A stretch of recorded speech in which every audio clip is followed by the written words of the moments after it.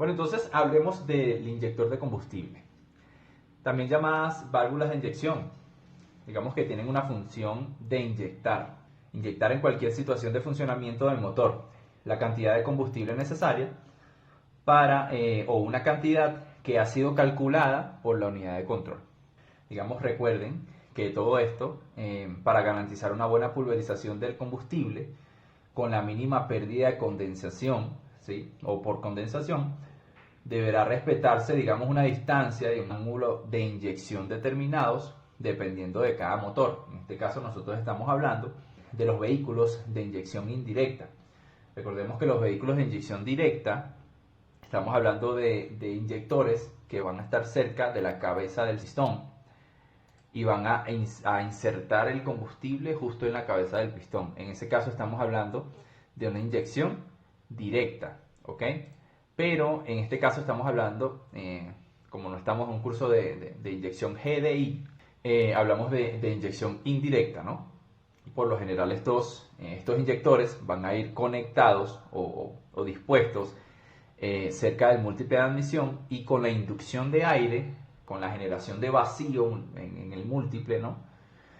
Van a hacer, no solamente se va a pulverizar la gasolina, sino que también esa gasolina con el flujo de aire va a ser mezclado para llegar, valga la redundancia, unido con el aire mezclado, para generar la mejor combustión posible, ¿no? Se genere la quema casi perfecta y completa de todo el combustible que está entrando, ¿no? Digamos que las válvulas de inyección se accionan de manera electromagnética. La unidad de control calcula en base, digamos, calcula y controla los impulsos eléctricos, ¿no? Para abrir y cerrar esta válvula, teniendo en cuenta los datos actuales de los sensores y la situación de funcionamiento del motor. Digamos que es un sensor principal que va a utilizar la unidad de control para saber cuánto tiene que abrir y cerrar esta válvula de inyección o este inyector.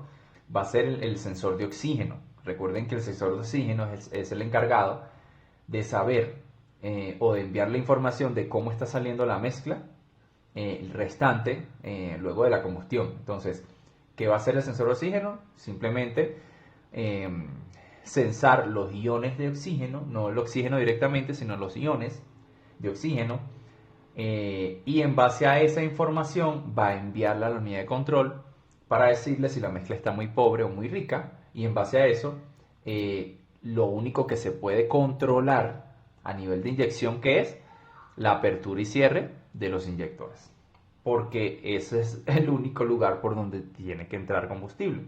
No puede entrar combustible por otro lugar, ¿correcto? Veamos un poco lo que es la composición de este inyector. Entonces decimos que las válvulas de inyección están compuestas de una válvula en el que se encuentra una bobina magnética y una guía para la aguja y del inyector, ¿sí? Por una aguja del inyector y por un solenoide magnético, ¿sí? Internamente. Cuando la unidad de control aplica tensión a la bobina magnética, lo que va a suceder es que se separa la aguja del inyector de su lugar en la válvula, ¿no? Y permite una apertura precisa, ¿sí? En cuanto cae la tensión, la aguja del inyector retorna a su lugar en la válvula por medio de un muelle y cierra, digamos, el orificio nuevamente del inyector. La cantidad que fluye con la válvula del inyector abierta queda definida correctamente por dicha apertura tan precisa.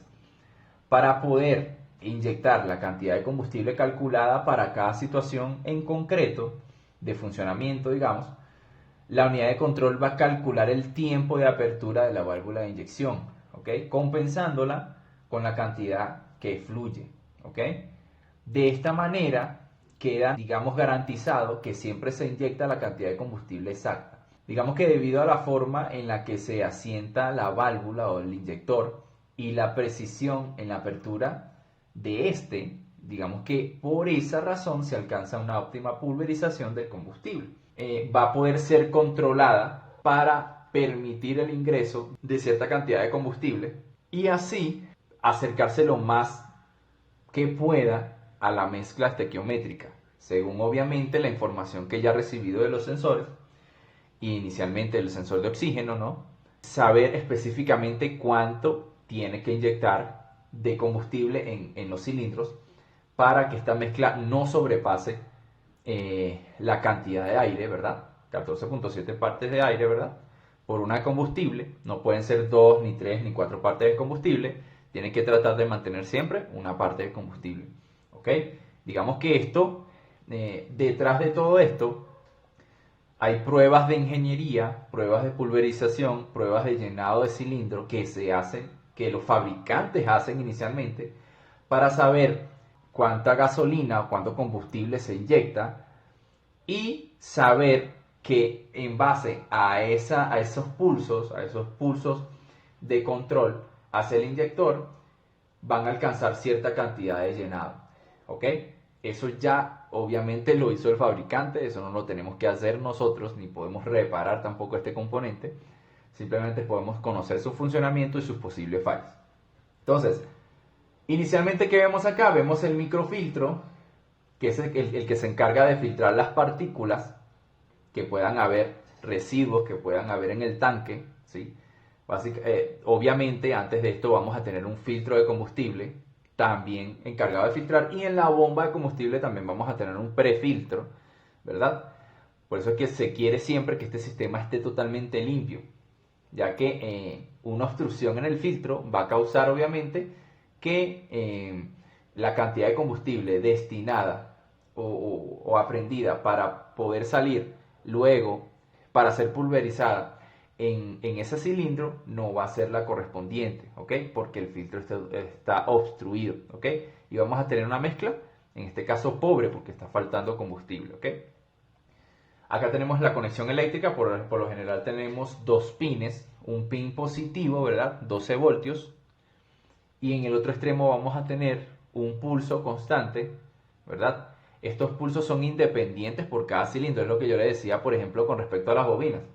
A las bobinas, por ejemplo, podemos tener un pulso que controle cilindros pares, por ejemplo, cilindro 1, 4 y 2 y 3. Pero en este caso, el control para activar este inyector va a ser único por cada cilindro. Por eso es que, a pesar de que tengamos una chispa en el cilindro 4, la unidad de control puede controlar, porque tiene un circuito único para el inyector, y puede controlar cuando él abre y cuando él cierra. Tenemos la bobina interna, ¿verdad? Esta bobina, al igual que el solenoide que vimos, se va a encargar de que al ser energizada, esta aguja, ¿verdad?, se retraiga y permita el paso del combustible. Fíjense ustedes acá algo importante, y es que esto amarillo que ustedes ven acá significa el combustible que está entrando. Y fíjense por dónde entra. Entra por acá, entra por estos conductos, ¿sí? Y va a llegar también muy cerca de los alrededores de la aguja del inyector, ¿sí? En esta parte de la tobera, ¿ok? Pero fíjense que acá tenemos un sello. Acá vamos a tener un sello justamente en la punta de la aguja del inyector. Este sello, ¿qué va a hacer? No va a permitir que, a pesar de que nosotros tengamos cierta presión en el riel, ese combustible traspase estas paredes y comience a gotear, ¿ok? Eso es lo que evita esta punta acá del inyector, esta aguja. Evita que se empiece a salir el combustible, ¿ok? En el momento que se energiza en la parte eléctrica del inyector, la aguja se retrae, y obviamente este fluido amarillo que nosotros vemos acá, que es el combustible, ya puede salir libremente por la boquilla del inyector, ¿ok? Igual acá, esta boquilla, aperturarse eléctricamente, tiene que devolverse. Y la forma de devolverse es a través internamente de un muelle, ¿okay?, de unos resortes, que se encargan de llevarlo nuevamente a su lugar y asegurarlo en ese punto en específico, ¿ok? Así como lo vemos nosotros acá.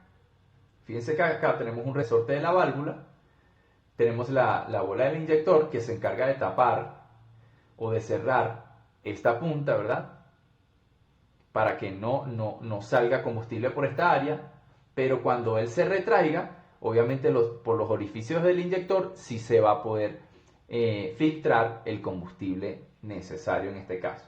¿Ok? Acá también vamos a tener un O-ring, que básicamente ellos se encargan de hacer un sello perfecto entre el múltiple de admisión y este componente. ¿Ok?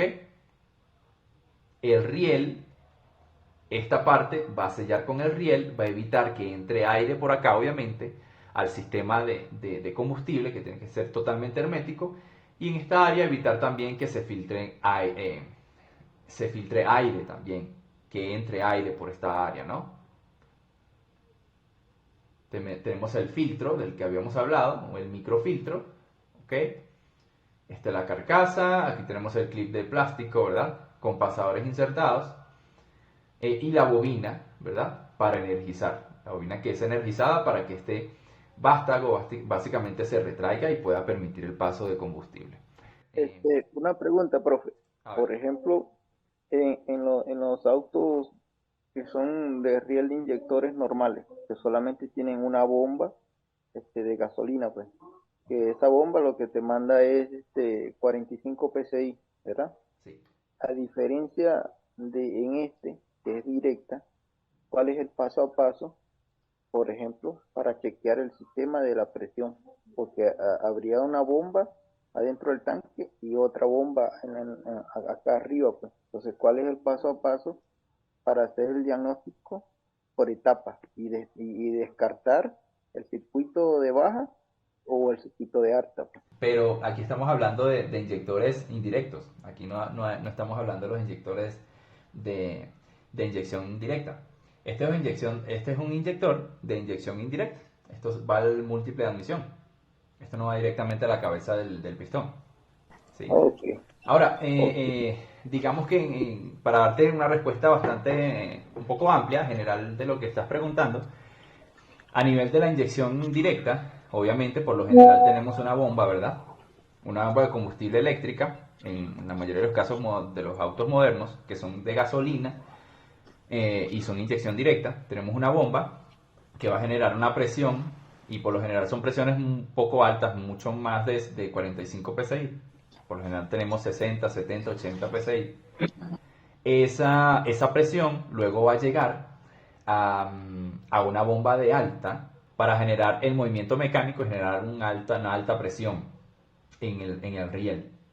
Normalmente eso también vienen con un sistema de control más sofisticado donde tenemos sensores de presión de riel, tenemos reguladores de presión de riel electrónicos, ¿sí? Muy parecidos al diésel.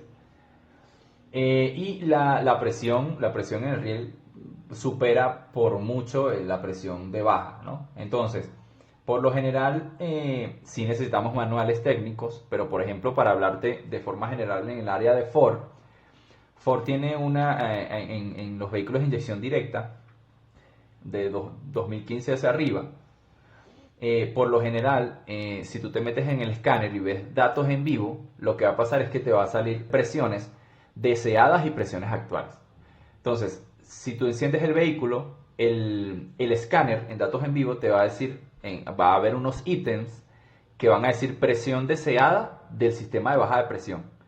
Y te va a decir presión deseada, por ejemplo, 80 psi. Y después vas a tener otro ítem que va a decir presión actual del sistema de baja. Entonces ahí tú vas a poder ver cuál es la presión precisa que tú tienes en ese momento. Real, no la deseada, sino la real. Entonces esa presión tú la vas a comparar con la presión deseada. Si por ejemplo te dice que la deseada son 80 psi y tú estás viendo que realmente tú tienes 30 psi, obviamente ya hay un problema. Esto lo hace o esto lo sabe porque en el sistema de presión de baja, de la línea de baja, vas a tener un sensor, un transductor de presión en la línea de baja. Va a estar en el compartimiento del motor, pero va a ser un sensor de 3 cables, un transductor de presión, igual que el sensor de presión de riel. Igual. Este le va a dar la información de voltaje a la computadora para saber la presión de la línea de baja. Y luego vas a tener un sensor de presión de riel, ¿sí? Que es el que va a medir la presión de alta. Entonces también vas a tener lo mismo en el escáner. Vas a tener presión deseada de la línea del riel de presión. Vas a tener, por ejemplo, no sé, 20 bares, 40 bares, no sé. Y luego vas a tener la presión real que tienes que si te dice, por ejemplo, 10 bares, obviamente hay un desfase, hay una diferencia, ¿no? Entonces, fallas que pueden tener estos inyectores de inyección indirecta, uno es, o síntomas de esto, obviamente vamos a tener problemas en el arranque. En el caso de que no estén inyectando lo correspondiente o no estén inyectando, vamos a tener por segundo mayor consumo de combustible en el caso de que se hayan quedado abiertos o goteando, ¿verdad? Vamos a tener por tercero una pérdida de potencia. Cuarto, vamos a ver fluctuaciones en las revoluciones de ralentí, en ralentí. Y también vamos a tener un mal comportamiento de los gases de escape. Y los posibles daños y consecuencias de esto puede ser la reducción de la vida útil del motor, obviamente porque está trabajando en condiciones inapropiadas, ¿verdad? Está generando una mezcla, una combustión errática. Esto se va a ver reflejado sobre, o va a influir directamente sobre los componentes también mecánicos del motor, ¿no? Y también vamos a tener, por lo general, el daño directamente al catalizador. Si estos combustibles están pasando directamente, por lo general, a la larga vamos a dañar también el sistema catalizador. ¿Ok? Entonces, si por ejemplo nosotros vemos estas imágenes, muy seguramente ustedes han visto algo así. No sé a quién acá le ha pasado. Podemos ver este inyector, de inyección indirecta obviamente, donde tenemos un O-ring totalmente sucio, ¿verdad? Lleno de barro, de tierra, y la punta totalmente, digamos, llena de partículas de aceite también, aceite viejo, ¿sí? Entonces, ¿qué va a pasar? Que, por ejemplo, en esta área del O-ring, él necesita sentar correctamente sobre la base, ¿sí? Para evitar que hayan filtraciones de aire. Recordemos que luego de que este entre acá, aquí se está generando un vacío, es decir, una succión de aire. Y lo que va a pasar entonces es que si aquí hay alguna filtración a través del O-ring, va a entrar más aire a la mezcla, ¿verdad? Y vamos a tener mucho más aire, ¿verdad? Y la mezcla va a salir pobre o rica si tenemos más aire. Sería mezcla pobre. Correcto, vamos a tener una mezcla pobre. Entonces, sería una inspección visual que nosotros realizaríamos, ya que, vuelvo y repito, si tenemos problemas en estos asentamientos de los O-rings, literalmente se recomienda cambiarlos, ¿ok? En ese sentido.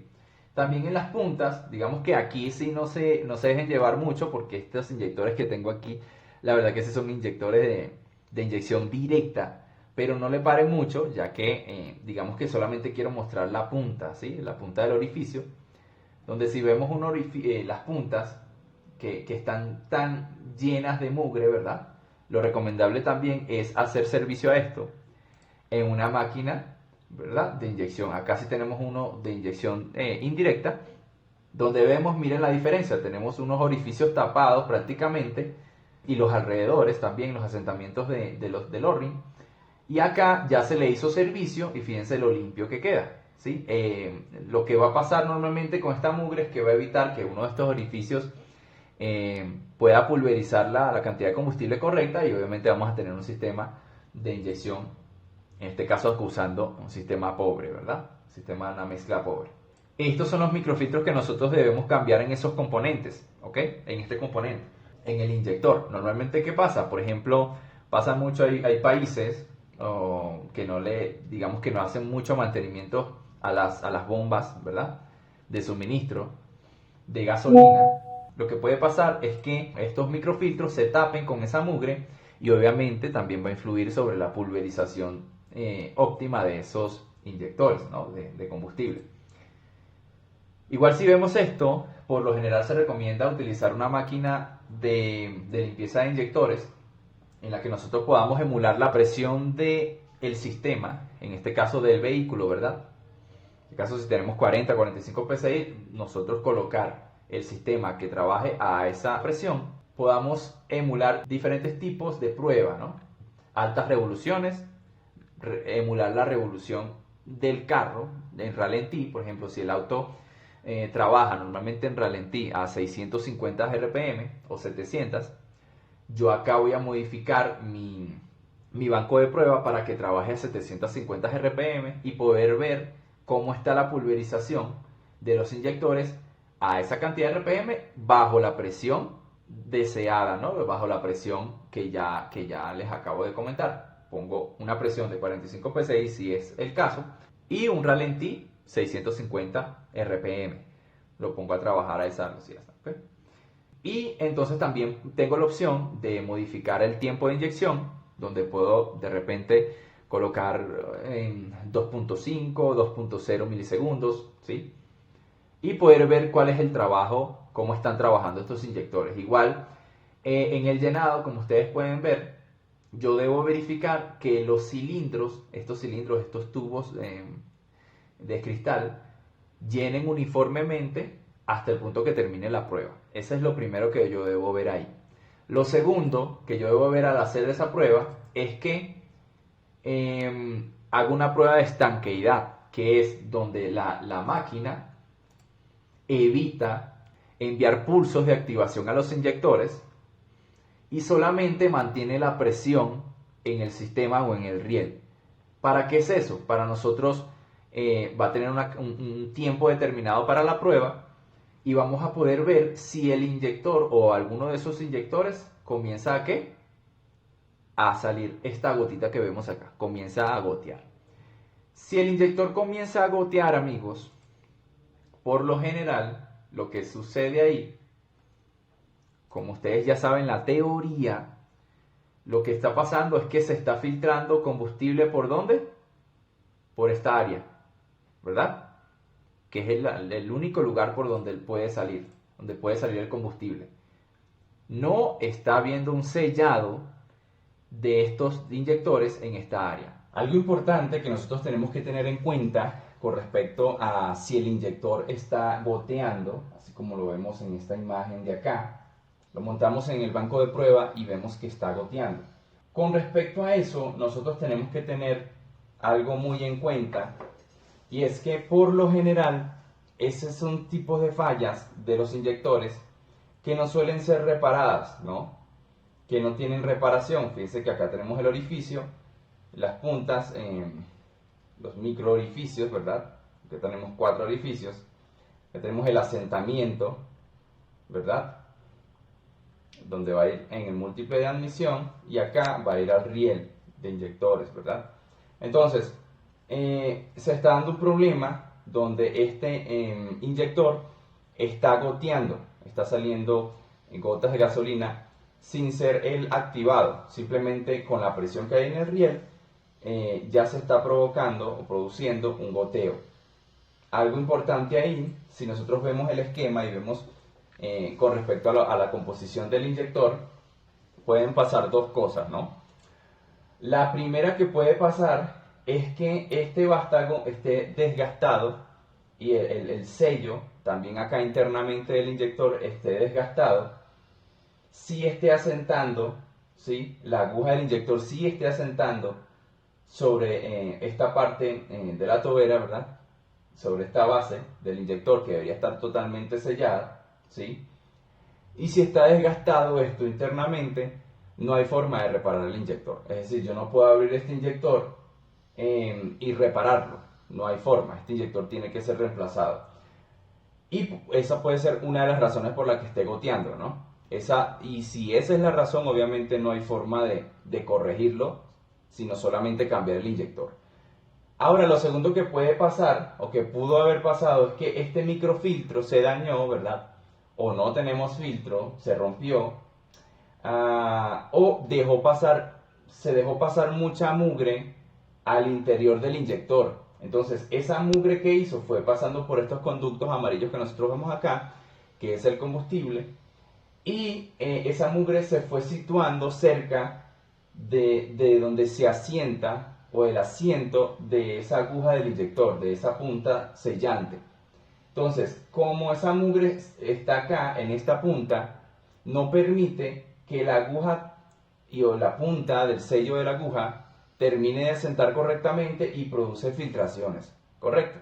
Entonces, en ese caso, ¿qué podemos hacer? Llevarlo a banco de pruebas, ¿verdad? Quitamos este microfiltro, no vamos a tener microfiltro, hay que cambiarlo, pero antes de cambiarlo, quitamos el anterior, metemos el inyector a un ciclo de mantenimiento en el banco de pruebas y dejamos que trabaje, que limpie internamente este conducto con Barsol, ¿verdad? En el trabajo él debería poder quitar toda esta mugre que puede estar en el interior del inyector, y entonces ahí luego que hacemos eso, si colocamos nuevo microfiltro, hacemos prueba de estanqueidad, que es para ver si sigue goteando, y si el problema era suciedad que no dejaba sentar la punta del inyector, obviamente ya debería poder sellar y debería desaparecer el goteo del inyector. Eso tenerlo en cuenta ahí, ¿no? Si yo no tengo el inyector goteando, ¿verdad?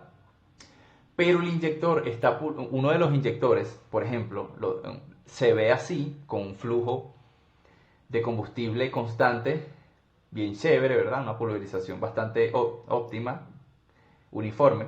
Y tenemos otro pulverizando de esta manera, ¿sí? Lo que puede pasar es que, sí, ahí sí tomamos el inyector, ¿verdad?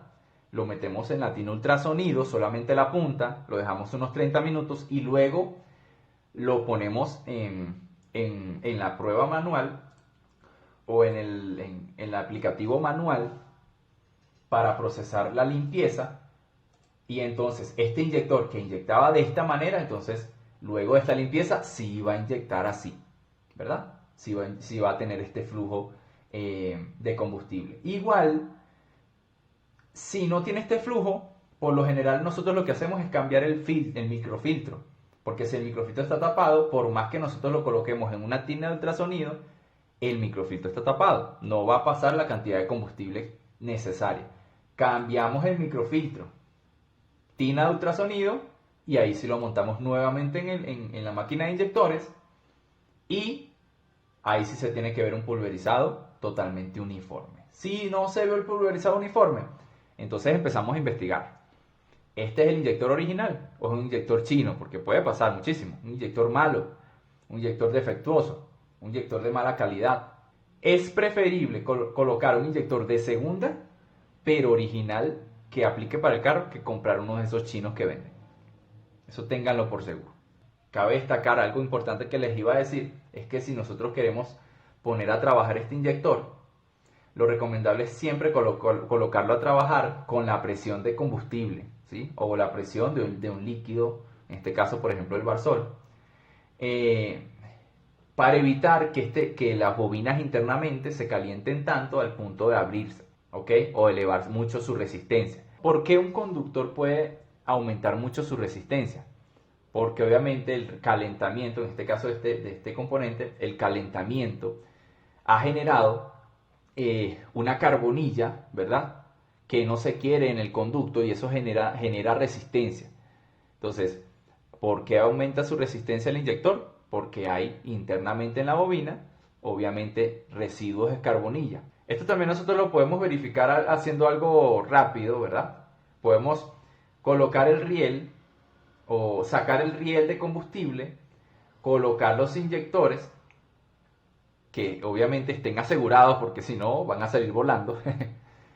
Colocar el riel, asegurar los inyectores con unas pincitas de seguro que ellos tienen acá para no salirse, pasar switch, y entonces ¿qué pasa ahí? El riel se va a llenar con combustible, va a haber la presión necesaria y vamos a ver, obviamente con el riel por fuera y los inyectores por fuera, vamos a notar, dejamos que pasen unos segundos y notamos si alguno de estos inyectores están goteando. Eso sin tener que llevarlo al banco de prueba, ¿sí? Yo lo llevaría al banco de prueba si no están goteando. Si yo hago esta prueba y ellos no están goteando, es decir, paso switch, hay presión en el sistema, yo coloco los inyectores, los volteo hacia arriba, verifico que no esté saliendo combustible de ninguno, no debe salir. Si no está pasando eso, bueno, de repente yo puedo hablar con el cliente y decirle, recomendarle cambio de microfiltros y limpieza de inyectores. Nada más como recomendación. Pero si yo veo que un inyector de esto está goteando, hay que cambiarlo, amigos. Cambiarlo. Eso no se repara, ¿ok? Entonces, y cambiarlo por el original. Que se va a cambiar por uno chino, mira, me costó más barato, lo conseguí allá. No. Estos componentes, por lo general, pasan por un por una prueba inicial, ¿verdad? De ingeniería, en la que ellos determinan la cantidad de combustible que va a salir por el orificio de este inyector. Por eso es que las personas que hacen estos componentes no originales no tienen ese patrón de fábrica y por lo general hacen componentes que no trabajan con el performance adecuado para ese vehículo.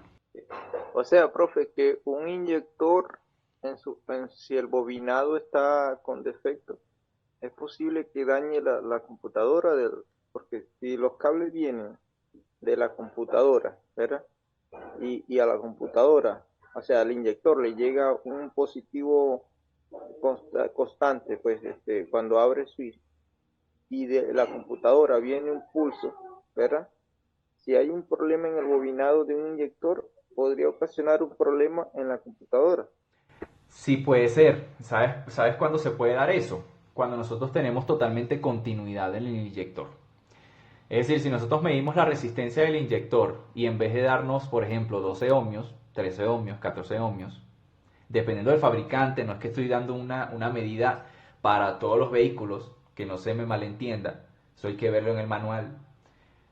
Si yo no encuentro esa resistencia, sino que más bien midiendo entre los dos pines del inyector, yo encuentro una resistencia de 0.5, es decir, una resistencia como la de un cable, un conductor, ¿qué está pasando ahí? Podemos decir que el componente está en... Está en corto, pues. Exacto, el componente está en corto. Entonces, ¿qué va a suceder?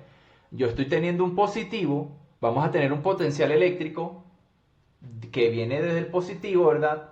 Y como no está pasando por una resistencia, con la misma fuerza que viene ese positivo, se va a retornar hacia la computadora. En el momento que la computadora le ponga el negativo, se va a encontrar negativo con positivo directamente sin pasar por ninguna resistencia.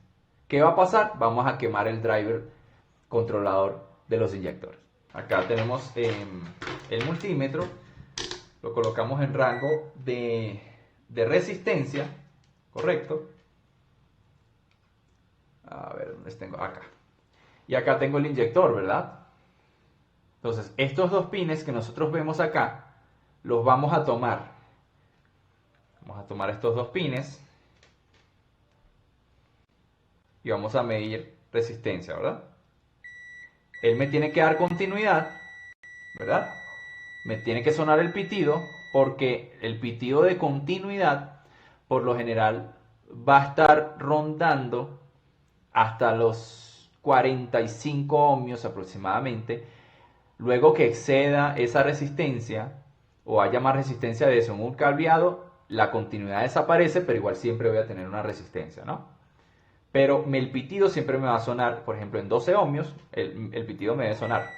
Pero no significa que ese componente tenga conducción perfecta. Es decir, que conduzca la corriente y no tenga caída de voltaje. No, eso no significa. Vamos a ver también la resistencia. Tenemos continuidad, ¿verdad? Pero entonces también tenemos una resistencia. Tenemos 12 ohmios. En este caso tenemos 12 ohmios, ¿verdad? ¿Ok? Quiere decir que este componente, su bobinado está perfecto. Por lo menos el bobinado, ¿no? Luego colocamos el componente a trabajar en la máquina de inyectores y vemos si está pulverizando. Si está pulverizando deficientemente, cambiamos el microfiltro que hay acá, hacemos una limpieza en ultrasonido, montamos nuevamente el componente y debería empezar a trabajar. Si el componente no trabaja teniendo igual la resistencia acá, internamente lo que está pasando es que la bobina está siendo energizada, pero el vástago, ¿verdad? La aguja que va aquí, que tiene que entrar y salir para permitir el paso y cerrarlo, no está aperturando ni cerrando. Es decir, ahí estamos ante un problema eléctrico-mecánico, ya que eléctricamente, internamente no está siendo energizado, pero no está saliendo la aguja, pero entonces la aguja tampoco se está desplazando, por ende tenemos también un problema mecánico en el inyector. Bien, entonces vamos a pasar a lo que es la bomba de combustible, ¿ok? La unidad de la bomba de combustible. Y vamos a hablar simplemente y específicamente acerca del componente actuador, ¿verdad? Encargado de transportar el combustible. En este caso, la bomba de combustible es un componente presente en los motores de los vehículos, ¿verdad? generalmente en los vehículos ubicados en el propio depósito de combustible o lo más cercano posible al mismo, ¿verdad? En el caso, por ejemplo, hay algunos vehículos diésel o también de gasolina que llevan la bomba en el transcurso después del tanque, ahí llevan la bomba de combustible. Una bomba un poquito más larguita, ¿verdad? No es esta unidad como tal, no se encarga de enviar una señal de nivel. Ya en este caso es una bomba de combustible, literalmente un motor externo, ¿ok? Puede pasar también. La bomba de combustible, ¿qué hace? Ya todos lo sabemos, extrae el carburante del depósito. El carburante pasa por los rieles y llega a los inyectores. Así, en este caso el vehículo puede mantenerse en circulación, ¿correcto? Mantener una presión deseada. Por medio de un regulador de presión se controla el nivel de combustible. Normalmente estas unidades, o acá, desde el motor, hacia arriba se va a generar, en la mayoría se va a generar una presión por encima de los 90 psi, pero luego va a haber un regulador, en la mayoría de los casos, cerca del riel de combustible, o en otros casos también, como lo vemos acá, en este caso vamos a tener un regulador, ¿verdad? Un regulador en la misma unidad de combustible, ¿ok? Así que cuando él se retorne, este va a ser resistencia al paso de combustible, ¿verdad? Y lo que va a generar es que la presión en el sistema, que está saliendo acá 90 psi, se regulea a unos 40-45 psi. Entonces, el consumo normal de estas bombas de combustible, para, por ejemplo, entrar en un tema, por ejemplo, a la hora de diagnosticar, directamente la bomba, a ver si está trabajando normal o no, el consumo normal son 6 amperios. Y eso nosotros lo medimos, ¿verdad? Con una pinza amperímetra. Con una pinza amperímetra. Entonces, ¿qué es lo que nosotros hacemos? Colocamos la pinza amperímetra, ¿verdad? Esta pinza que tenemos acá. La colocamos en un rango, en el rango mínimo, ¿verdad? 60 amperios. Eso me quiere decir que en ese rango él se va a mover entre 0 amperios a 60 amperios. Ahí está. 60 amperios, ¿verdad? Entonces, como yo quiero ver es que la bomba de combustible trabaje a 6 amperios aproximadamente, ¿verdad? No supere más o menos ese amperaje. Tomo mi línea positiva que va hacia la bomba de combustible, le pongo el ganchito, ¿verdad? Pongo el cable, digamos que tenemos el cable, tomamos el cable positivo, ¿verdad? Así. Aquí tenemos el cable positivo y encendemos el vehículo y vemos qué amperaje obtenemos. Debemos obtener aproximadamente 6 amperios. Una bomba que trabaje por encima de 6 amperios nos está indicando que por lo general lo que está pasando es que está trabajando bajo un performance, un rendimiento bastante bajo, ¿no? Entonces no está girando a la velocidad que tiene que girar, por ende está haciendo un mayor esfuerzo, por ende está generando mayor consumo, ¿ok? Está necesitando más corriente todavía para poder generar el giro que necesita. Con respecto a las características de esta bomba, por lo general vamos a ver su interior, y el interior más o menos se ve de esta manera, ¿no? Tenemos el rotor, tenemos el colector, por lo general un motor de corriente continua como cualquiera, parecido a un motor de arranque igual. Tenemos las escobillas, miren que no hay nada distinto a un motor convencional de imanes permanentes. Acá tenemos los imanes permanentes, ¿verdad? Tenemos la turbina impulsadora de combustible. Acá tenemos un mecanismo, ¿verdad? Acá entra el combustible del tanque de combustible o del área de succión. Succiona esta turbina. En el giro va digamos, a provocar una atomización o una presión y un flujo de este combustible va por ende a salir, ¿verdad? Aquí tenemos la salida. Va a venirse por este conducto que tenemos acá, ¿verdad? Y va a salir. Ustedes dirán, pero es que no veo como un conducto específico o retirado, que se vea tan retirado de este conducto que vemos acá. Y es porque normalmente, como yo les dije en clases anteriores, la bomba de combustible, o digamos, hablando específicamente de la corriente, el combustible, la gasolina, no es conductora de la corriente, ¿ok? La gasolina responde a situaciones térmicas muy altas, o sea, responde a la temperatura, ¿ok? Por eso es que cuando hay una chispa generada, un alto voltaje generado por la bujía, no se está generando, ¿verdad? Por la chispa, netamente por la conducción, por la corriente, no se está generando la explosión, se está generando por causa de la temperatura. Eso es lo que está pasando, ¿ok? Entonces, ¿por qué puede trabajar este rotor, ¿verdad? Este sistema eléctrico con combustible dentro? Porque, vuelvo y repito, no conduce corriente. No es conductor de la corriente el combustible. Por ende, de hecho, el combustible es el vital líquido para estas bombas de combustible, es el refrigerante. Estas bombas o todo motor que trabaje continuamente, por lo general va a tender a elevar su temperatura de trabajo, ¿verdad? Pero ¿qué hace el combustible?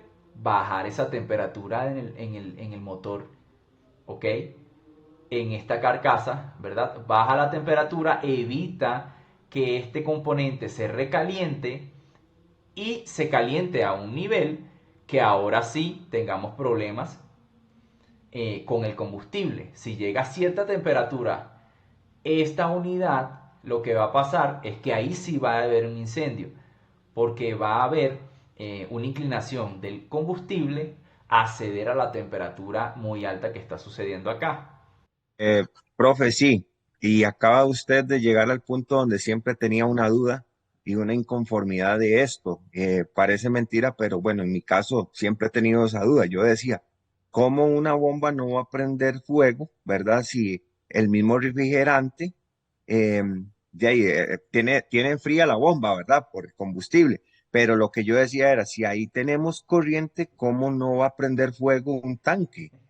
¿Verdad? Que era lo que usted está ahorita sacando, que sale por un caudal. La bomba va con un caudal por separado totalmente de lo eléctrico de la bomba, correcto, pero también es enfriada por el mismo combustible. Sí, tal cual, tal cual. Ella se va a encargar, o el combustible se va a encargar de refrigerar esta bomba, ¿no? De mantenerla a una temperatura de funcionamiento óptima y que obviamente no permita que el combustible, digamos, se incline al encendido, ¿no? Vuelvo y repito, como les dije, el combustible no es conductor de la corriente. Es decir, si nosotros tomamos un vaso con combustible, o una taza de combustible, ¿verdad? Y colocamos un positivo, 12 voltios, en este caso estamos trabajando 12 voltios, un positivo en un extremo, un negativo en otro extremo, se van a dar cuenta que no va a pasar absolutamente nada, porque no es conductor de la corriente, el combustible, ¿sí? Es un aislante, básicamente. Ok, igual tenemos acá la bomba de combustible por lo general internamente va a tener dos pines, un pin positivo y un pin negativo. Eh, digamos que hay bombas de combustibles que sí trabajan bajo un sistema de PWM, donde ellas no van a trabajar al mismo esfuerzo en ralentí que en aceleración, ¿ok? Pero esos son los sistemas que traen módulos de bomba de combustible, o sea, módulos de control de bomba de combustible. Ellos lo que hacen es que van a hacer trabajar este motor de la bomba de combustible a ciertas revoluciones según sea la carga del motor. Es decir, en ralentí ella le va a administrar la cantidad solamente de voltaje o de energía necesaria para mantener el ralentí según ya sean las pruebas del fabricante. Obviamente todo eso lo ha probado el fabricante. A la hora de acelerar, ahí entonces el módulo de control de la bomba va a entregar mayor energía a este motor para que haya una mayor entrega de combustible, ¿ok? O mayor flujo de combustible. No es que la presión va a aumentar, la presión siempre se va a mantener igual. Lo que va a cambiar es un poco más lo que es el flujo, ¿ok? Ante la entrega de combustible. El fabricante se ha dado cuenta de que no se necesita el giro máximo o la carga máxima en este componente para mantener el ralentí en el vehículo, ¿sí? Sino que solamente esa máxima carga se va a necesitar al momento de acelerar. O en condiciones también distintas. Por ejemplo, si nosotros encendemos el aire acondicionado, por lo general vamos a generar un poco más de carga en el motor. Esa carga la va a tomar o la va a entender la unidad de control para poder actuar este tipo de componentes. ¿Qué componentes va a actuar? Primero, va a actuar el cuerpo de aceleración. Lo que hace es compensar un poquitico. De repente compensa un poquito. En el caso de que baje mucho, ahí sí estamos teniendo como un pequeño problema, ¿no? Porque no está alcanzando a compensar el sistema de aceleración electrónica. Entonces lo que va a pasar es que va a aumentar un poquitico nada más, un poquitico más las revoluciones. Eso significa que el cuerpo de aceleración va a aperturar un poco más, ¿verdad? Entonces, también va a aumentar un poquito, por ende, el pulso del inyector. Es decir, va a haber un poquito más de entrega de combustible. Y también, si tenemos módulo de bomba de combustible, lo que va a suceder es que el módulo de la bomba de combustible va a administrar un poquito más de energía a este motor para generar un poquito más de fuerza rotatorio para que se genere más flujo de combustible y poder compensar la carga que acabamos de iniciar en el carro. En ese caso, la bomba, ella va a tener, como decir, un positivo constante, ¿no? Sí. Y le va a llegar un negativo constante, perdón, y Sí. le va a llegar un positivo controlado. Ahora, ese positivo, sea por un módulo o sea por un relay que le mande un positivo, ese positivo puede ser pulsante. Digamos que la única forma de que pueda llegar pulsante, en la mayoría de los casos, cuando tenemos módulo de control de bomba, lo que va a pasar es que vamos a tener un positivo siempre fijo, siempre aquí fijo en el componente, y luego vamos a tener una señal PWM, ¿verdad? Con impulsos negativos, ¿ok? Eso es lo que va a ocurrir. O también puede ocurrir lo contrario, claro que sí. Donde un extremo de esta bomba, de este motor, esté conectada a masa directa y luego un positivo pulsante PWM, ¿verdad? Para cambiar la velocidad de este motor según sea la carga. Eso pasa solamente en el caso de los que tienen módulo de control de bomba, ¿ok? En el caso de los circuitos analógicos, que son voltajes directos, normalmente vamos a tener una tierra de chasis, ¿verdad? Y el positivo va también a ser un positivo directo, pero ese positivo va a aparecer en el momento que nosotros demos arranque. O al pasar switch aparece un segundo y luego desaparece, ¿ok? Y luego al darle arranque sí se energiza con positivo directo.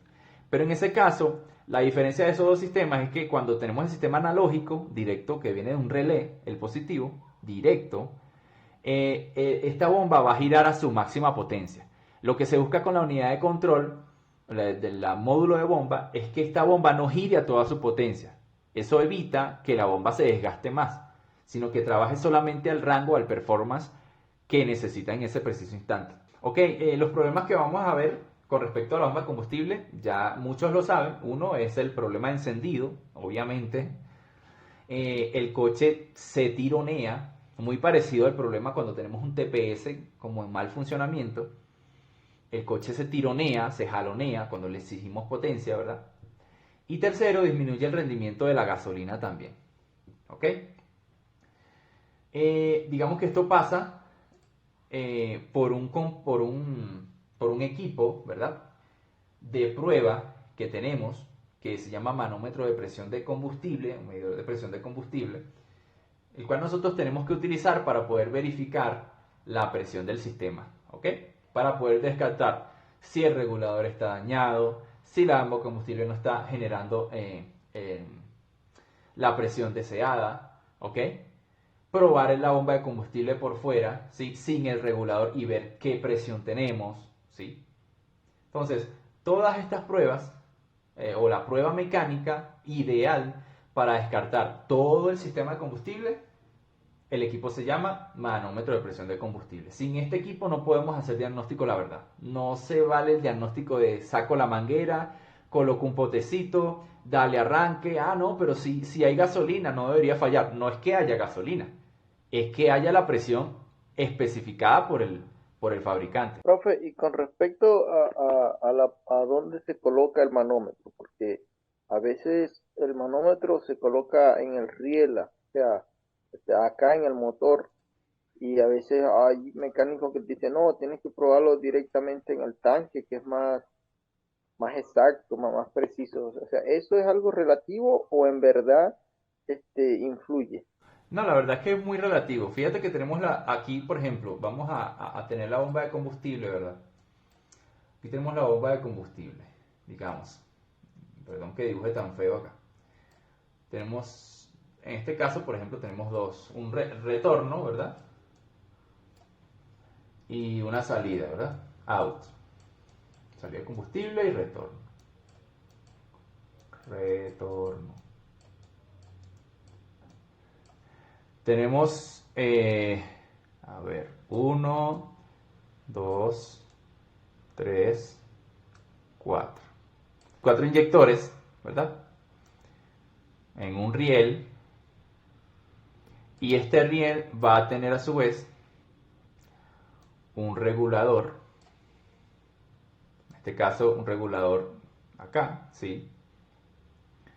Y acá va a tener un tubito, ¿verdad? Entonces, acá va a estar la entrada de combustible como tal. Entonces, nosotros ¿qué vamos a hacer? Acá tenemos el reloj de manómetro de presión, el relojito de presión. Y acá vamos a tener una T. Una va a ir a este lado, ¿verdad? A donde se suministra la presión. Y la otra va a ir a la salida, ¿ok? Eso es lo que va a pasar. Y este retorno obviamente tiene que estar conectado, pero a su lugar normal, ¿ok? Es decir, la línea tiene que estar exactamente igual, lo único es que voy a colocar mi manómetro, mi reloj, entre estos dos puntos, ¿verdad? Aquí yo debería obtener la presión de combustible, ¿verdad? ¿Qué puedo hacer también yo? Bueno, sí, o sea, lo que desee la persona, la verdad, como lo desea hacer. Yo también puedo conectar este manómetro de presión aquí. A ver, aquí está el tanque, ¿verdad? Este es el tanque. Este es el tanque. Entonces, yo puedo conectar también el reloj acá, ¿verdad? Sin ningún problema. Me va a dar exactamente lo mismo. Me tiene que dar exactamente lo mismo. Porque igual todo este circuito es un circuito cerrado, donde estoy alimentando, ¿verdad? El riel, y acá está retornando nuevamente. O sea, ahí no debería haber ningún tipo de misticismo, ¿verdad? Ahora, lo que yo puedo hacer es, yo tengo, por ejemplo, no sé, el carro trabaja a 45 PSI, pero yo tengo aquí 25 PSI. Wow, 25 PSI, es como bastante, ¿no? Como muy poco, perdón. Entonces, ¿qué hago yo? Bueno, saco mi bomba de combustible, retiro esta bomba de combustible,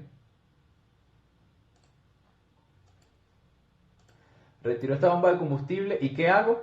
La pruebo afuera, más nada. Y afuera, ella tiene que levantar aproximadamente una presión de por ahí unos 90 PSI, por lo general, o hasta más, ¿sí? Si yo obtengo esta lectura, por lo general, entonces, ¿qué está pasando? El regulador de presión, este señor que está acá, está dañado. Ahí no hay más. O también puede pasar, sí, claro que hay más. También puede pasar que estas líneas estén obstruidas por alguna razón. La línea de retorno está obstruida, la línea de combustible está obstruida. Entonces, ¿qué hago yo? Desconecto acá, desconecto acá, desconecto acá y desconecto acá. Y tomo una manguera con compresor y meto presión de aire por todo este conducto para verificar que no esté tapado. Si está tapado, obviamente, presión de aire para que se libere. Si sale el flujo perfecto, las líneas no están interrumpidas. Entonces va a ser el regulador de presión que va a estar dañado. O sea que ahí se puede hacer también pruebas de hermeticidad en caso de que haya alguna fuga, me Sí, supongo, exacto. ¿no? De hecho, fíjate algo, Víctor. Y por ejemplo, si aplicamos la lógica acá, si aplicamos la lógica, si nosotros tenemos un sistema funcionando, pero muy baja presión, ¿verdad? Tenemos baja presión de combustible acá. Si nosotros estamos chequeando estas líneas y el carro está encendido, de repente no tiene potencia, pero el carro está encendido, falla, pero está encendido. Lo primero es obviamente chequear que no tengamos una fuga en estas mangueras, ¿verdad? Y eso por lo general nosotros lo vamos a ver. Es muy difícil que nosotros no podamos ver una fuga de gasolina en la misma manguera. En las mangueras tanto de suministro como en la manguera de retorno. ¿Sí o no? Eso es muy visible. ¿Dónde puede estar la fuga, Víctor? La fuga puede estar aquí, mira. Si nosotros tenemos la bomba de combustible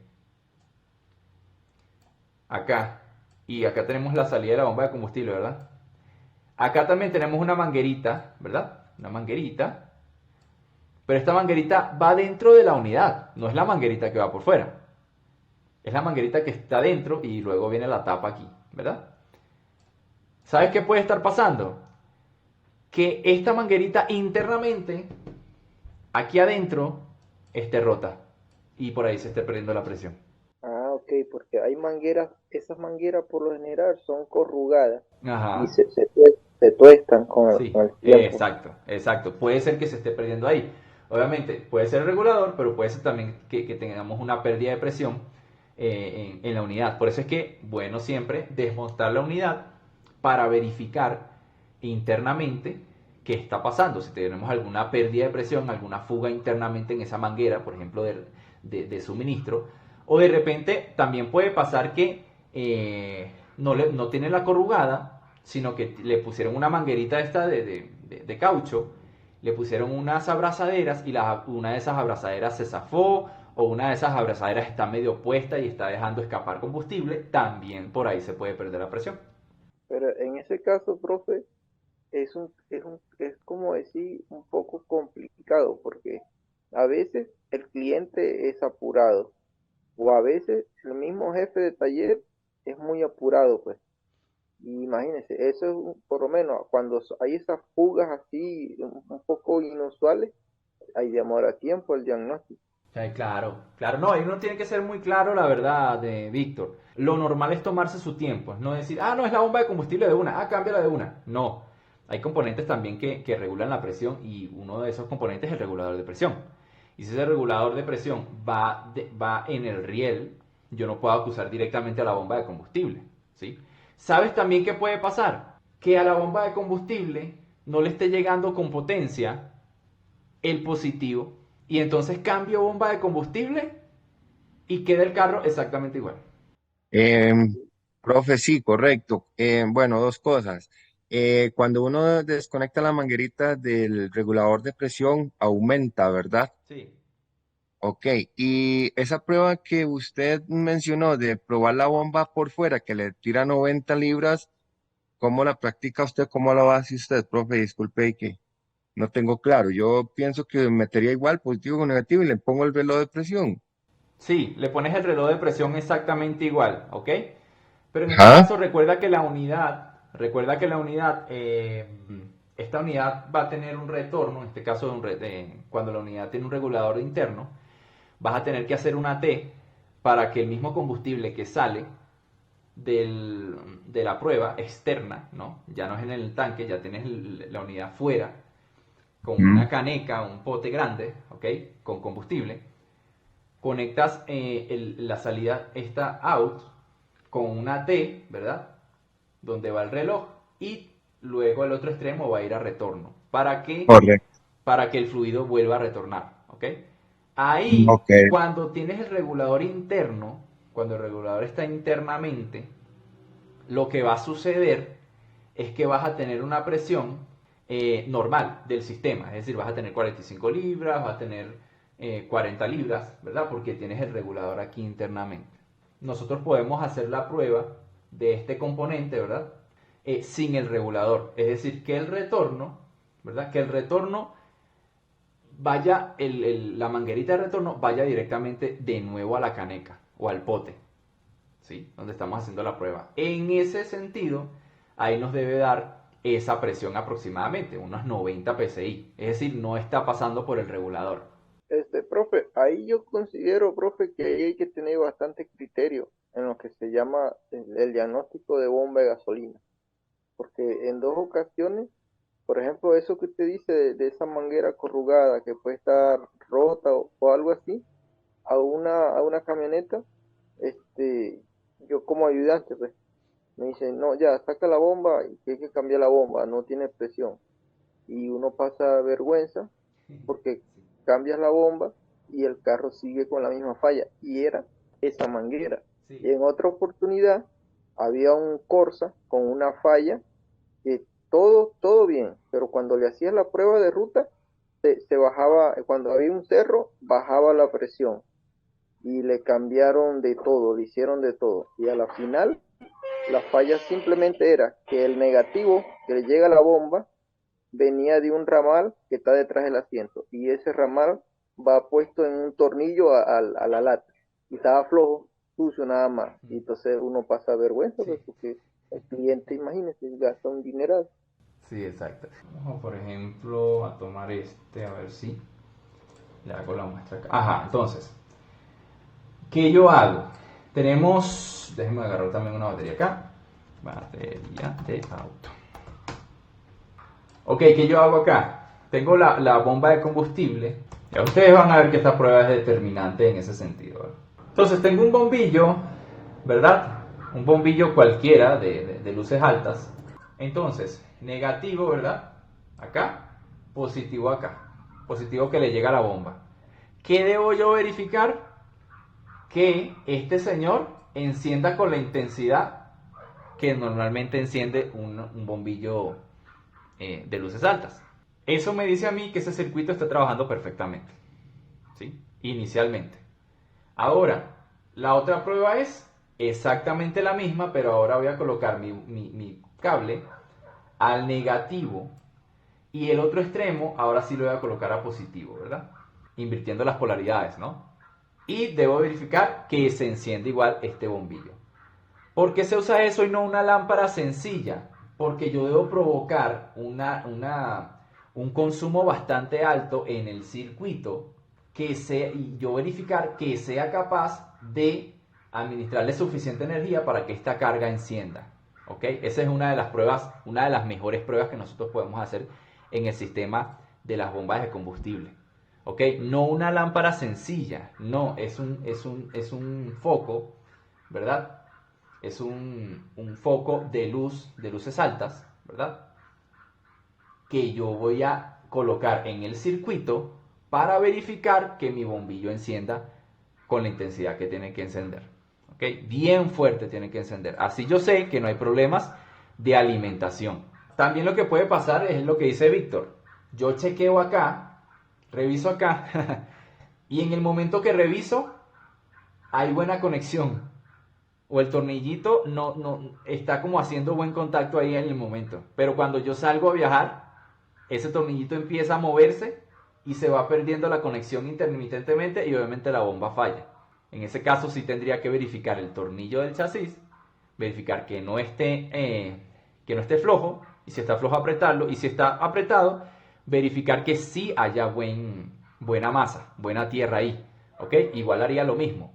Conecto este foco a positivo y esta otra patita la voy a colocar al tornillito de ese chasis. Ahí, me tiene que prender full la lámpara. Si no prende full, entonces saco el tornillito, lijo el área, lijo bien esa área. Si es necesario, cambio el tornillo para que genere mejor continuidad y ahí tendría que entrar a trabajar correctamente luego, ¿ok?